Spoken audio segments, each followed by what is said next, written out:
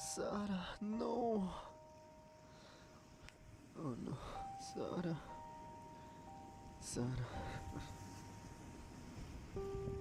My research partner's body was never recovered. This is the transcript of her final moments. My name is not important. What is important right now is the following transcriptions that we managed to obtain. Sarah, no.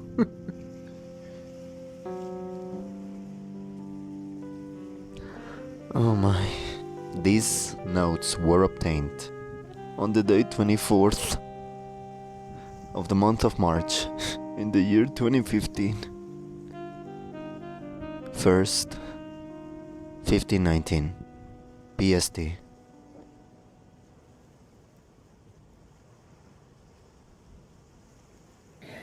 This is Marine, biology PhD candidate Sarah Quinn Badner.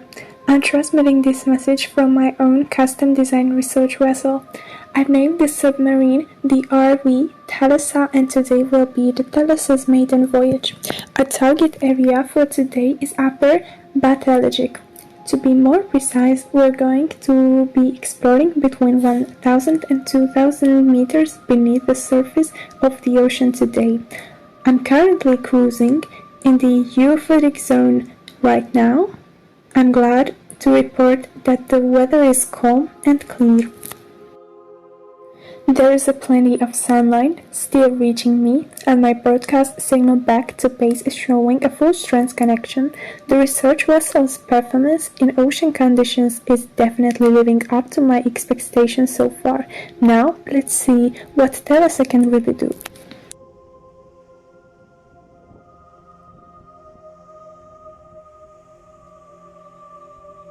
May 24, 2015, 15:54. This first successful voyage of my solo operator submarine is intended to provide evidence in support of my PhD thesis. More specifically, I hope to show that technology has advanced to the point that deep sea exploration can be achieved by regular people. Affordable and safe DIY submarining can now be achieved, and this is thanks to new development in the availability of commercial components. A particularly unique development in my research involves the generation of super low frequency radio waves from a transmitter mounted inside the Thalassa. This allows me to send digital transmission to the surface even when there are thousands of meters of oceans above me. A modem at the surface should continue to relay my messages over the internet to my research partner's computer. For the duration of my journey, I will be relying on him to save these notes.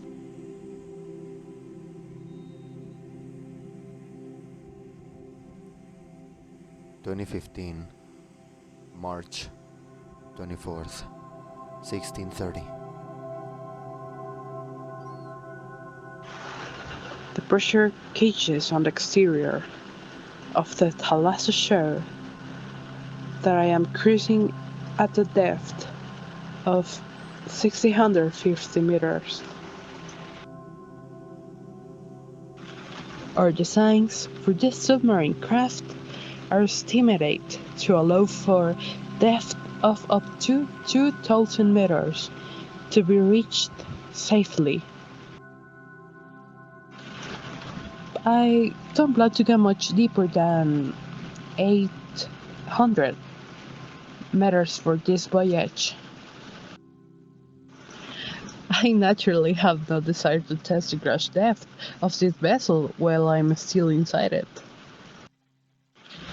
The Thalassa boasts a 16-hour supply of breathable oxygen. A snorkel mast allows for additional air to be pulled into the soup from the atmosphere, but only when the ship is very near the ocean's surface. buoyancy is maintained by valve-operated ballast tanks. This can pump seawater or compressed air into the ballast compartment, raising and lowering the thalassa interchangeably.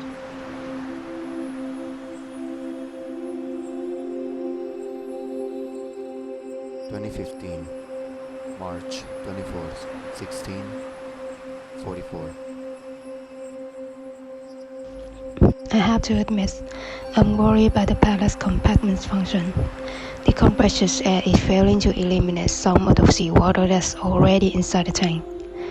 It should be okay so long as the engine continues to operate at full power. I can still tilt the thalassa towards the surface to move up in the water column. I'm going to continue downwards for now, just a little deeper into the darkness to see whether I can find anything new. The flashlights are still providing good visibility around the south. I'll be alright.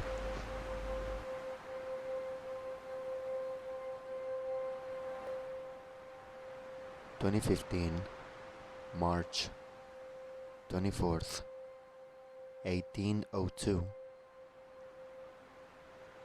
There's something strange and beautiful outside. It's gossamer, but it looks strong and alive, even though it's diaphanous and almost invisible in the thalassa's floodlights. There are no internal structures. There's no visible organs or bones at all that I can see, but it's definitely alive. It might be a giant sapphire, but it is moving far too actively for me to describe it as something with mineral nervous system. I feel almost sure that it is some kind of zooid colony though.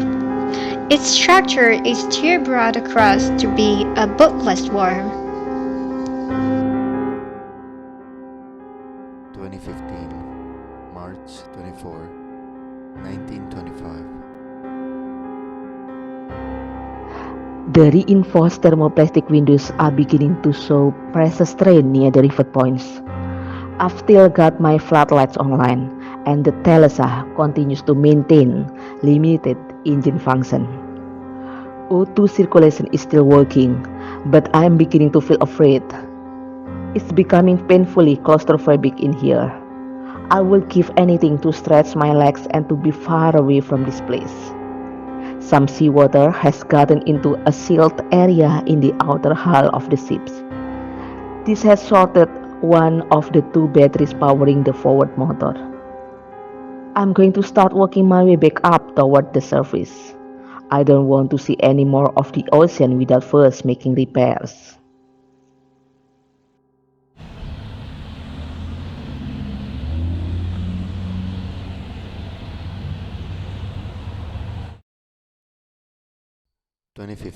March 24th, 2139. I lost the engine before I was able to make good progress towards the surface. The thalassa is dead in the water. The radio and external floodlights are still working, and so is the oxygen circulation. But still, I'm sinking now and I can't control it. We are at 1,200 meters and the estimated crash depth is just past 2,000 meters. I can't open up the hull from inside, and so I can't think of a way to get the motorized propulsion back online.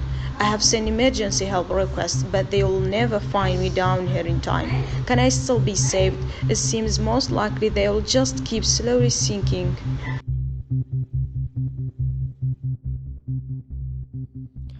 2015, March 24th, 2154.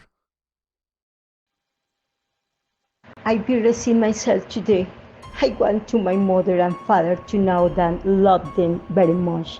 I apologize to my friends and to receive partner and to all my friends. I didn't want to like you all son. I didn't want to go like this. Coming here with this the last was a mistake, but I can't make that mistake right anymore. I don't feel ready to die.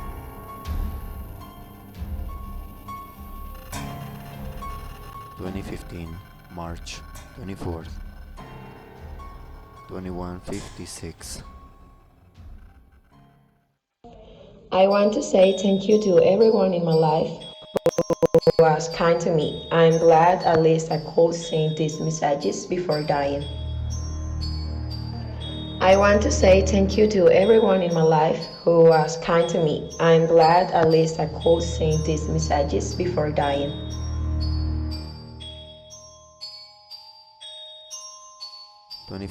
March 24, 2322. It's the discovery of the century. I'll die happy if I can just get my description to the surface by radio. The gossamer tendril that I saw before wasn't bootlace worm, and it wasn't giant siphonophore.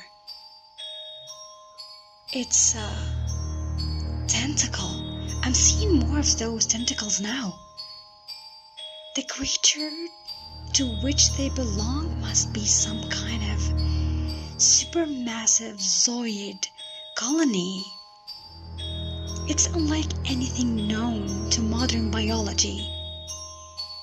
I think that this thing has evolved convergently in imitation of advanced mollusks. Yeah. It exists on the skull of a small city, and it likely resembles a sedentary but cephalopod-like predator. I think that this organism must exist on a skull that is larger than any living thing that's been documented before. 2015, March 25th, 23:36.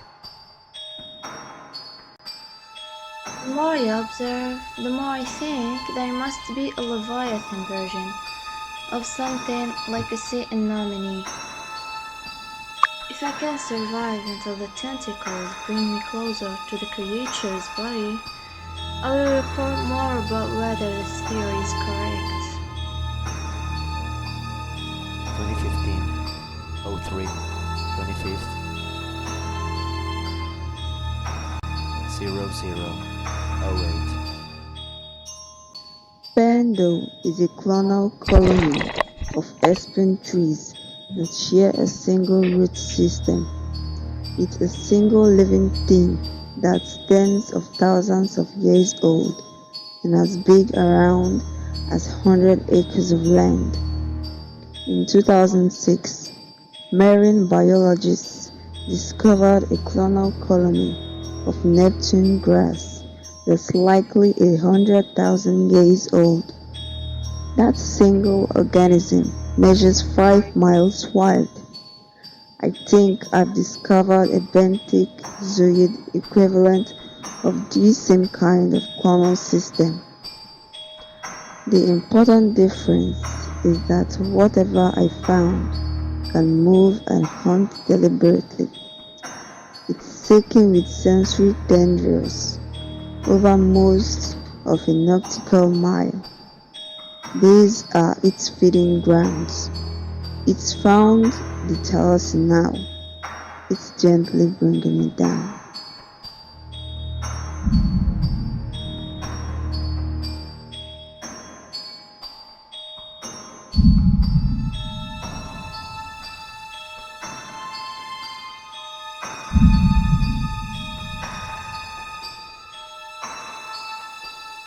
(2015 03 25 0017). CTBOTO hydrophones in the Pacific report a significant sound event occurring at 2,250 meters below the ocean surface. It is likely that this sound corresponds to the implosion of the Thalassa as it surpassed its estimated crush depth.